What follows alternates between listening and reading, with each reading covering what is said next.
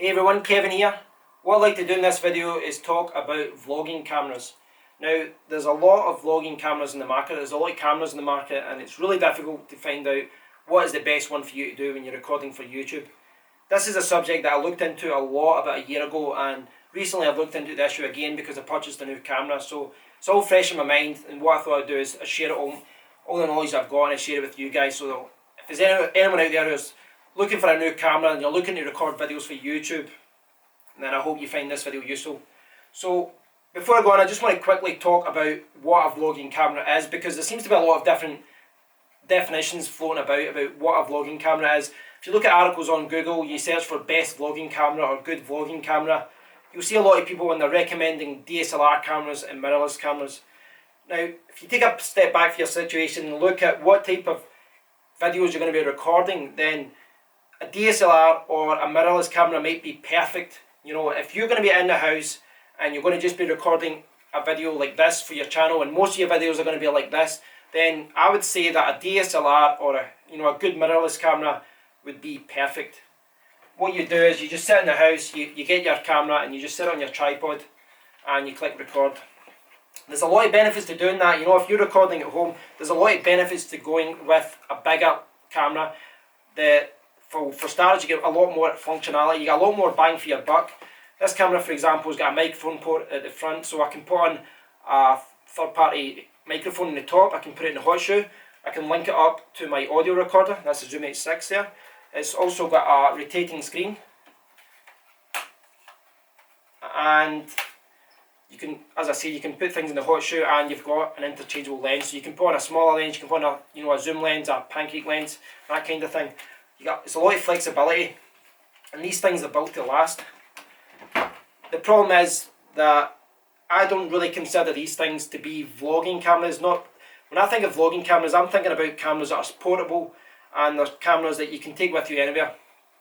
But if you are filming primarily at home, I would lean more towards a DSLR or a mirrorless. There has been a couple of mirrorless cameras released recently. The Sony RX100 is one that comes to mind. It's a lot more portable, and you can still change lenses and things like that, but it can end up being an expensive solution. You know, in the UK, the Sony RX100 retails for about £400 on Amazon, but then the stock lens isn't apparently that good, so you have to spend another £300, £400, maybe £500 on a good lens for it.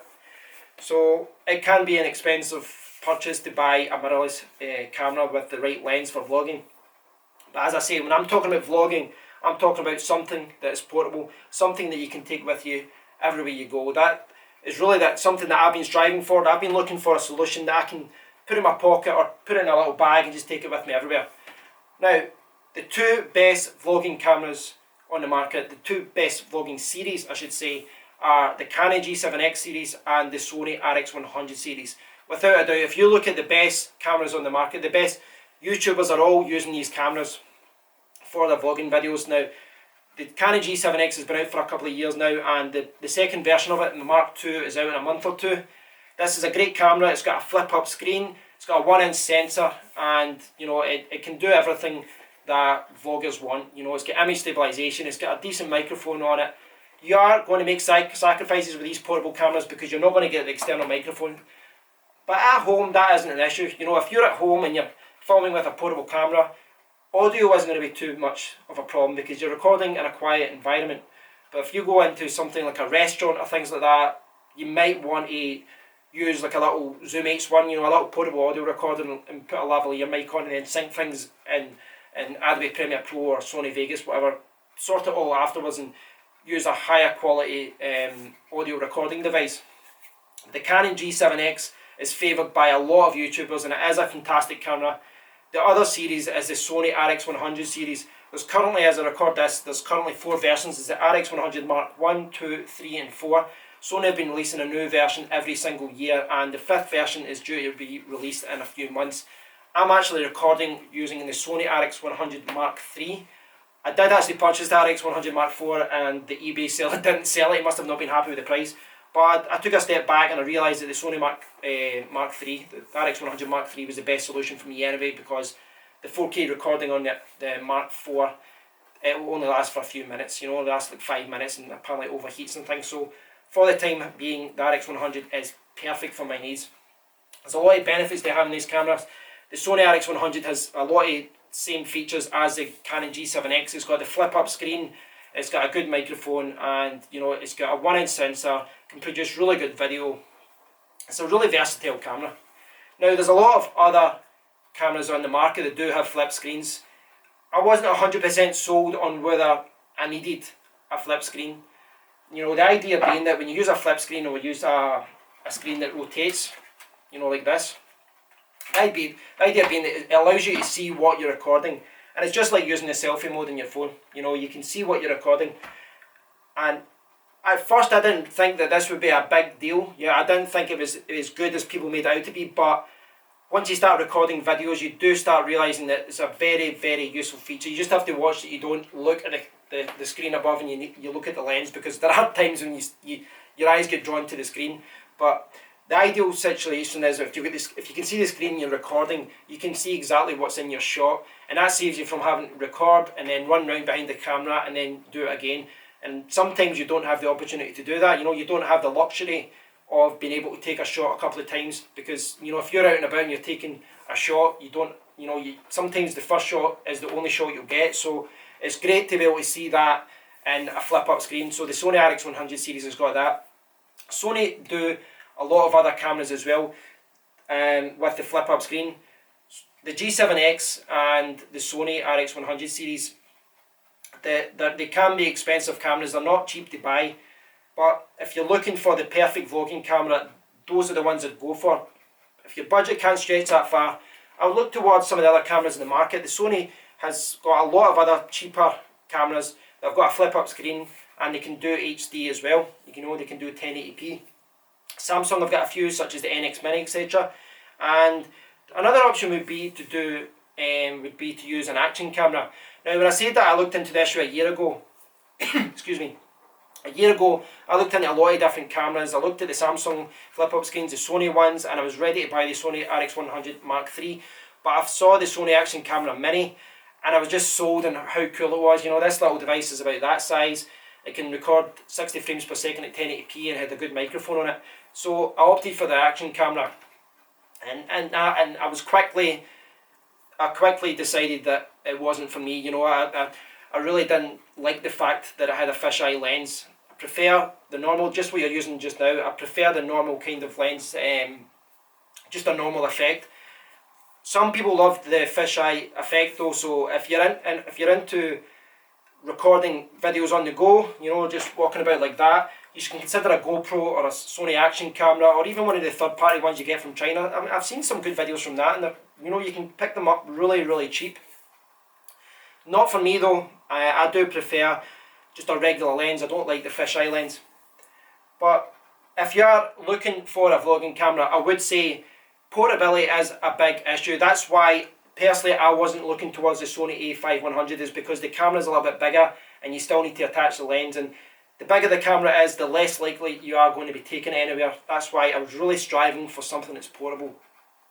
So again, if you're looking for the best vlogging camera in the market, please do check out the Canon G7x series and the Sony RX100 series.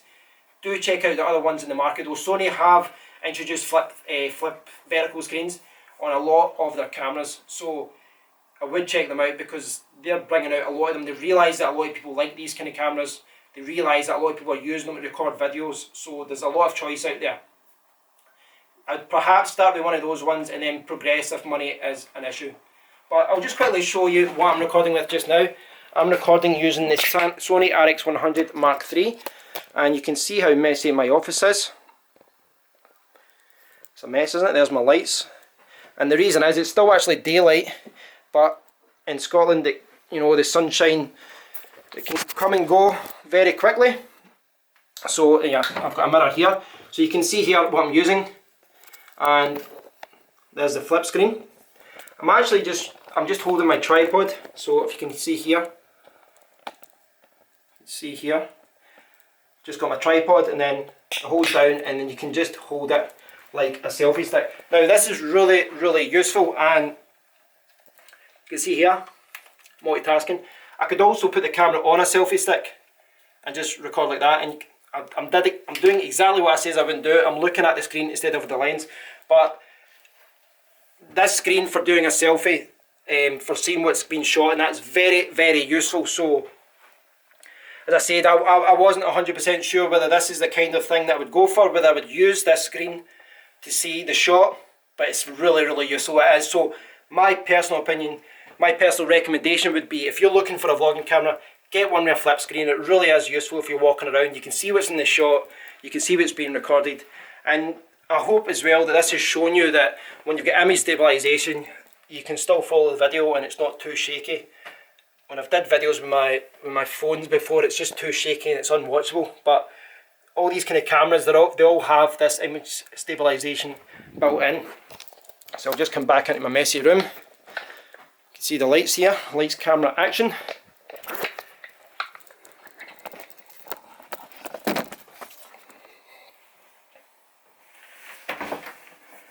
So I hope you've all found this video useful, guys.